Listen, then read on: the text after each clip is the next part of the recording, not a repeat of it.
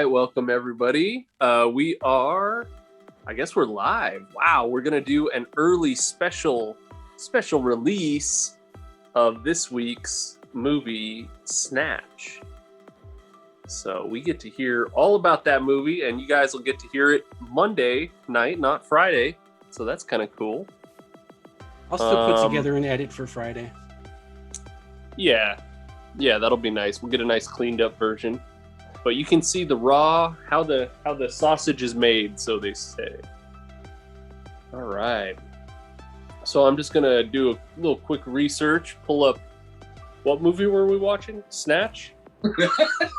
Ooh. That's the one. I think I downloaded the wrong movie. What did you watch? I don't want to talk about it. Wait, one with Jason Third Legman too? Honest mistake, dude. Honest mistake. Mine starred Brad Longstick. And Jason's gonna hit you with his Statham. Brad Bottomless Pit. Ooh. All right. So here we go. This is the 2000 British crime comedy Snatch, starring, oh man, a whole slew of actors. Couldn't even begin to list them all off because that would just make everybody fall asleep. But the cast is awesome. Guy Ritchie film, I think it was second film, hot off lock, stock, 2 smoking barrels. Dude, it all kind of goes around these 2 plots where we've got like one where it's like a diamond heist and another where there's like this like kind of just illegal boxing matches going on.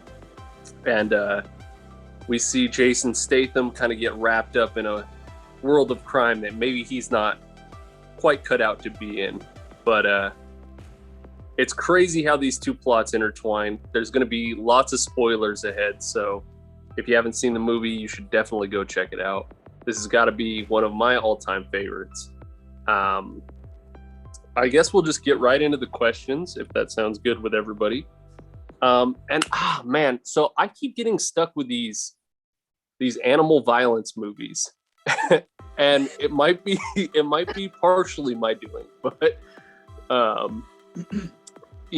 we've seen Holy Mountain now, which may have been a little more gruesome than this one, but we definitely saw a lot of dog fighting and a lot of blood.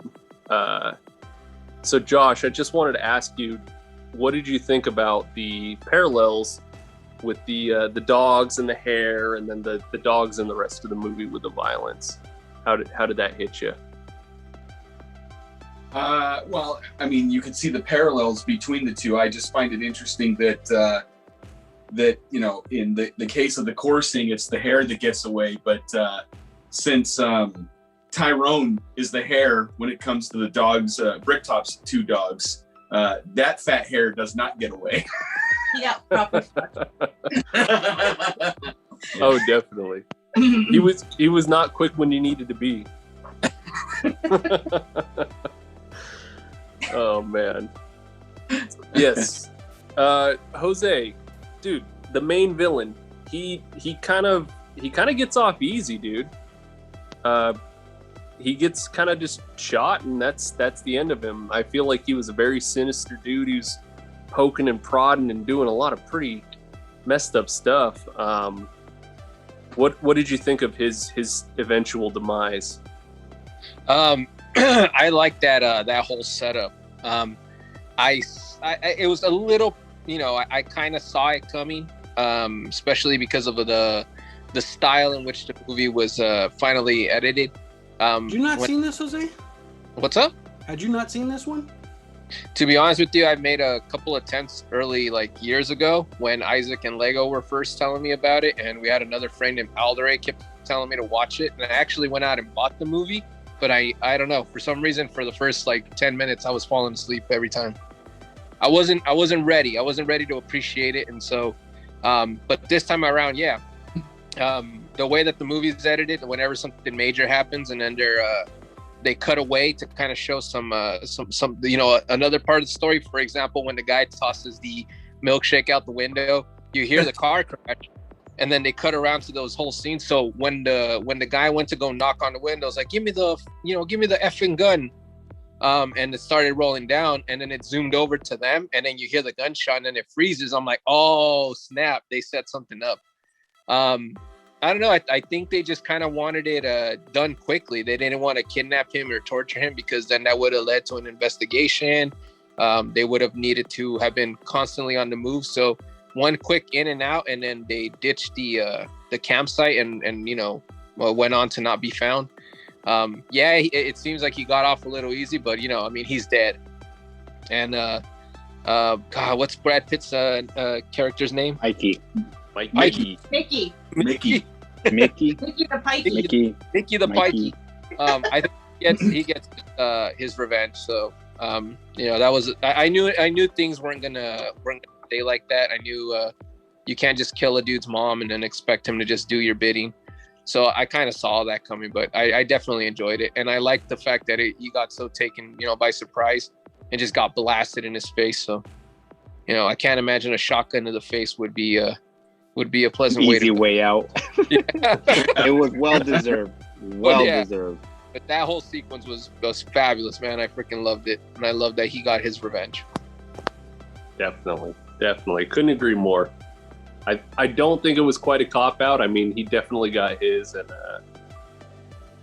it was definitely something to see. Dude, you touched on it a little bit, but the editing in this movie was absolutely crazy. It's not like most Hollywood movies we've seen.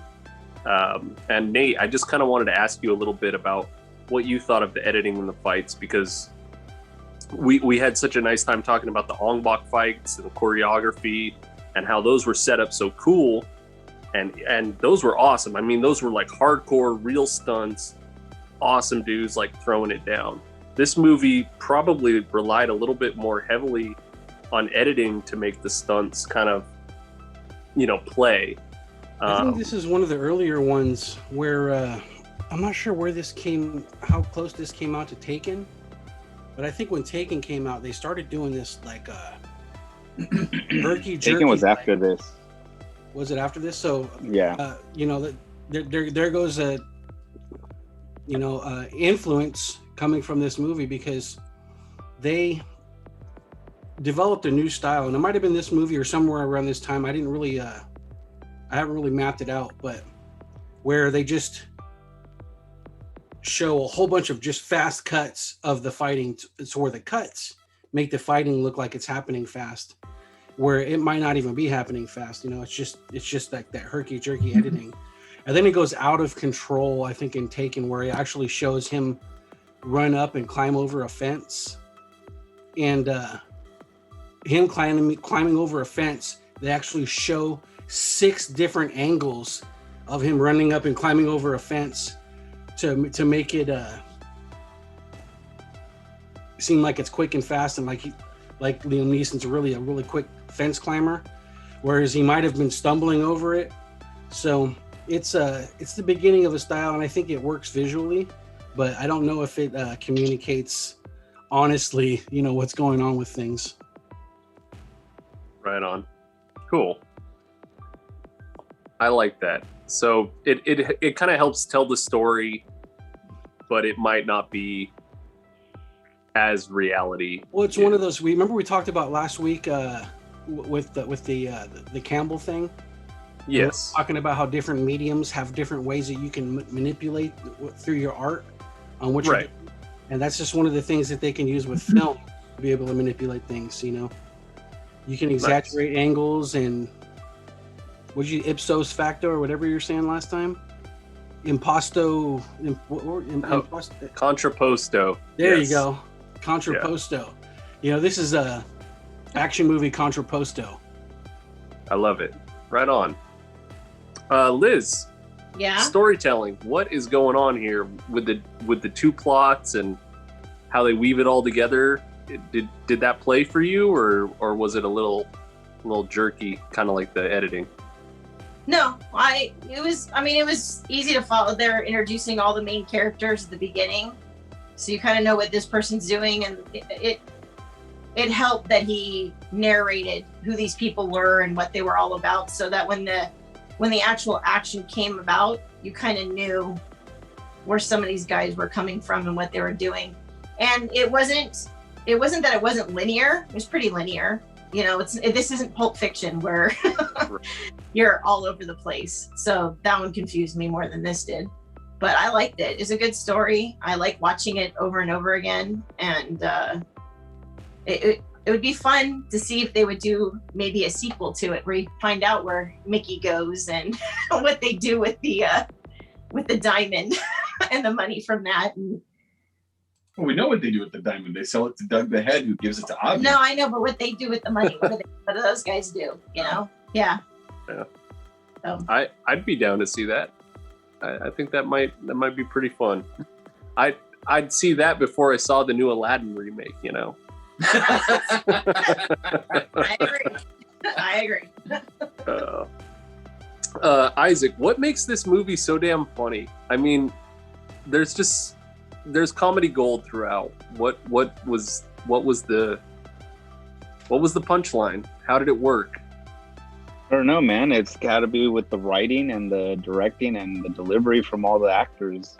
And you don't expect the comedy to come out, but it did. Especially in a serious movie. And the British accents help that out. You know, like they take a page out of the Monty Python and all those guys, you know? They just run with it, you know? It was actually funny, though.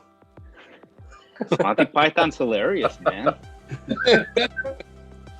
You know what's crazy? What's crazy with the accents is that with the Pikeys made the English accents actually sound like normal. Because sometimes you watch those British movies, especially when they're going in like deep, dark London, and they're like super Cockney, like you can't really understand what they're saying. It's like a whole other dialect of English. And Jason Statham, I understood every word he said, especially when he was going to talk to those, like Daggs? Daggs. Oh, you mean dogs? Like, oh, it's great. You guys were even watching it on subtitles, man. I wanted my original experience that I had when I was watching that movie, not knowing what the hell they were saying. And I don't know that it was meant to be understood what they were saying. So, it is. When we talk about the Pikey subtitles, you don't get subtitles throughout the whole movie. You only get it during the times that Brad Pitt's talking. Right. So you actually see what he's actually saying. And when you read it and you hear it, you're like, he actually is saying that, all of the words. Except there's one line during the coursing where he says something, and at the bottom it just said question marks. And they don't even remember what his line was. It was pretty good. Yeah. Hey, Lego, let me share a screen with you guys. Yeah. So we've got... Ooh, what's Nate gonna pull up? I'm stoked. Oh. All right. Here it comes. 8.3 out of 10. IMDb. 73 on Rotten Tomatoes. 55 on Metacritic. 90% of Google users like this movie. Yeah, but what's the Walmart rating? Yeah, Walmart. You know, it's obviously a good movie because it didn't make it to Walmart.com. I don't know, dude. I bought my copy at Walmart for $5. Oh man, they're slipping, huh? No, they have a lot of great movies. Gone with the Wind's in that bin. Titanic. For those Jose fans, budget $10 million. Box office 83.6 million. They cashed in on this. Yeah, they did. I bet you half that money was used on Brad Pitt. Could have been. Definitely. You gotta have the Dreamboat in there, dude. This was after Fight Club, huh? I think so. Yeah. If he memory still had that. He was still had that. Yeah. Got some Tyler Dirt in there. Dude, oh man, I was dying. I had forgotten that he just knocks him out on the first punch in his first fight. That got me again. I was like, yes. Just Well, the best part is when he knocks him out. He like looks over and he's just like, I like when he knocks out George. yeah, yeah. Oh man. George. So great movie. I think we can all agree this was a really fun one. Josh, let's hear some buckets and any final thoughts you may have. I just appreciate this movie on every level. There's no character in here that's boring or useless. Everybody's got an interesting backstory. You want to know more details about everything, not less details. It's not like a lot of the big budget films that we get these days where you could care less about what's going on in most of the film. This thing nails it on so many levels. My inclination would be to give it a 10, but I'm just not sure it's in the upper echelon of epic movies. It's definitely a strong 9 though, for sure. Nice. Solid. Definitely respectable. Liz, what you got for us? Me too. 9. 9. I had it Right before on. No, this is a fun movie. Like I said, I could watch this movie over and over again. And each time there's like a little bit here, a little bit something in the background that I didn't notice before that just makes it extra fun. In fact, years ago when we had first gotten the DVD, we watched it like every night for 2 weeks straight. Like we came home and we're like, hey, what do we want to do? Hey, let's watch Snatch again. Okay, just pop it back in and watch it another time. That's all him. Shut up. I was just there. She's just agreeing. Just fast forward to the shirtless part. Oh. There we go. There we go. Liz was distracted until Brad Pitt's shirtless body came on. She was like, "Oh, this is my favorite scene." Oh, yeah. Wait, hold on. Let's Watch, fight. he's gonna knock him out. Hey, not the fight scene. The right when his mom dies and he comes out and he's got his little jimmies on. Yeah. When his mom dies. His little tidy whiteys. Oh yeah. They were red. Money. So I do like Daggs. I like Daggs. That's one hat Daggs. Oh man. Nate, what's your buckets for us? I think 9's a good score. 9's a good score. I don't. When you ask me, like, we do want to reserve those 10s to, put on the lay to the party Mount Rushmore, which I think we probably should start thinking about at least our annual Mount Rushmore. And I don't know if this will go on a Mount Rushmore, but maybe like a, Fullerton Hills, like it's a cool trail. Mount Baldy, maybe. It's a cool movie. I have no complaints about it, but if we hadn't just watched it and you were to tell me to name my top 20 movies of all time, this wouldn't pop in that. So, Fair enough. I think we're getting a little bit liberal with our 10s too, but we're having fun and we're doing it week by week. So right on. That's the most important part. Definitely. I got to give this one a 10. No Pop way. in real quick. If I'm gonna give Batman and Robin a 10, I got no excuse. This movie's dope. And man, Lego, by that logic, Lego, you're stuck giving 10s again. I know. But this one's good, man. And the scene where he's given the whole speech about, what it takes to kill a man and have the pigs eat him. Oh man, that one stuck with me. That one's pretty brutal, pretty intimidating. And as far as like villains go, it's a solid villain. So this was a great movie all around. Jose, I'd like to hear your buckets. You're with 10? You're a 10. I want to give it a 10, dude, but it's just I couldn't find something that made me go, oh, that's where they got it from. Like, it doesn't seem like many people pay homage to this movie, even though they should, because it's great. I love it. The scene when they're trying to rob the bookie and then all those security protocols go into effect, and they're trying to open the door, and they're smashing in. They're like, dang, we're screwed. We don't know what they're gonna do. And then what's the guy's name? Jimmy or Tyrone? Tyrone. He comes in and he just opens the door. What are you guys doing? It's like, oh shit. And then you just get out, dude. I don't know why that scene had me rolling for so long. But it's just like Josh and everybody else is saying, it's just a shy of the epicness. So I'm gonna give it a 9 out of 10. Nice. Isaac, what you got for us? I agree with you on the 10, dude. I think this movie's fantastic. It's awesome. It's great. For the Scots not to give it a 10 when they were watching it every day for a freaking 2 weeks, that's kind of a lie after 2 weeks of watching it every day. You know, We were stick young with and you that foolish. 10. The 9s are pretty solid too, but a 10. I love when Brad Pitt gets knocked down. We see that scene of him going into the water and he's just like out of it. That was super cool. I really liked that scene, and this was perfect. Guy Ritchie did a fantastic job with this film. And then you said that Taken took some stuff out of this too, so why wouldn't it be a 10? So I'm gonna give it a 10. You know what? I'd like to change my score from a 9 to a solid 9. Okay.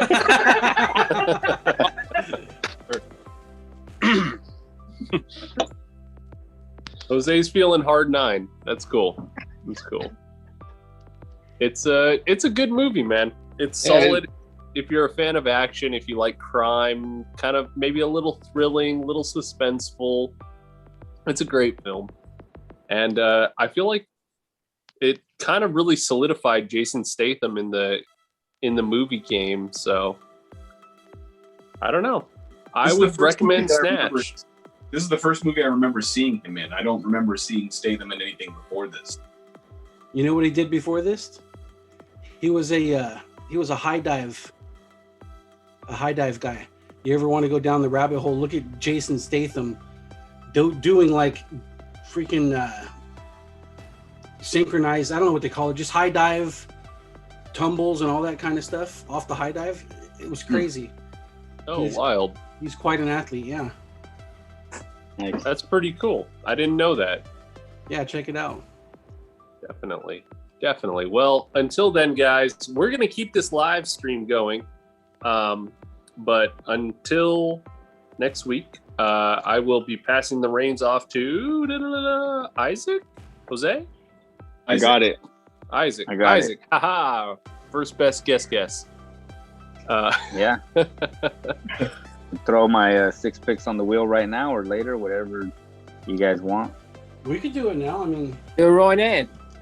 we're doing it. Let me get the wheel cleaned up real quick. Did you get a different colored pen this time, you weirdo? That's what I was about to ask. Did you bring a black Sharpie? There we go. Got There we 4 go. colors, baby. And So they're all excited. going to be dry. That would be brutal, right? That would be par for the course, though, wouldn't it? He's like, dang it, I left the tops off ever so slightly. All right, Endless Summer says goodbye. No. Brad. More Audio. like endless bummer. E for Vendetta.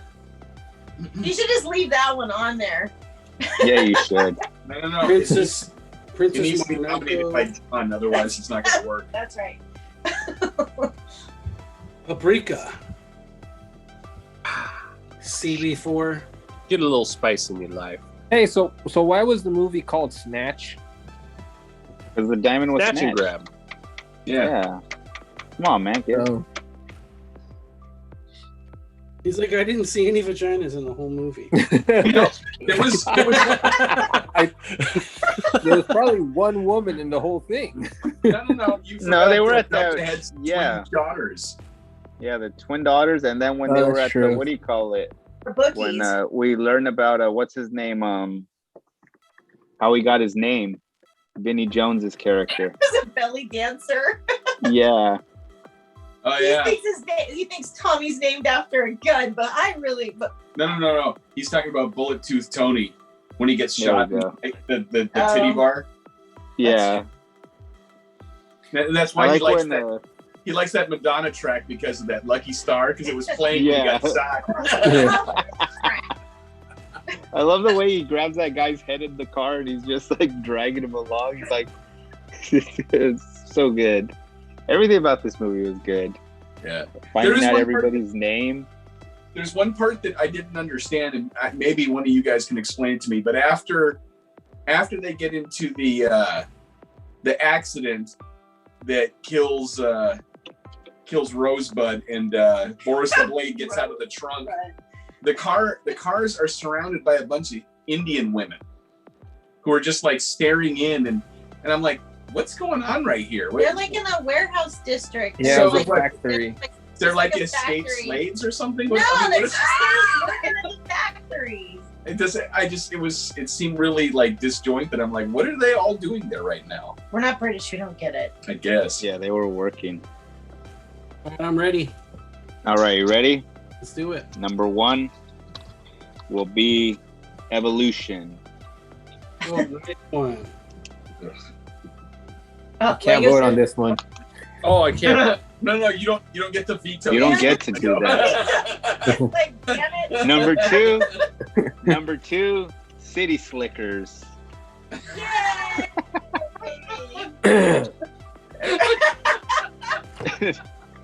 This marker Number writes so three. much better. Number 3, Beverly Hills Cop. Okay. Number 4, Galaxy Quest. Yes! Number Hold on, 5, Hold on. I have to write this, dude. hurry up! The markers are dry, I told you.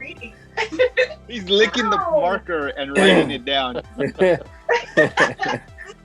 All right, number 5. Galaxy Quest.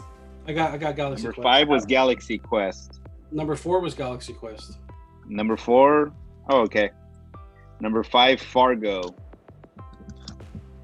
Ooh, that one's good. All right. And number 6, There Will Be Blood. Ooh. Fine. Ah, I see you went through the Hulu and Netflix I did.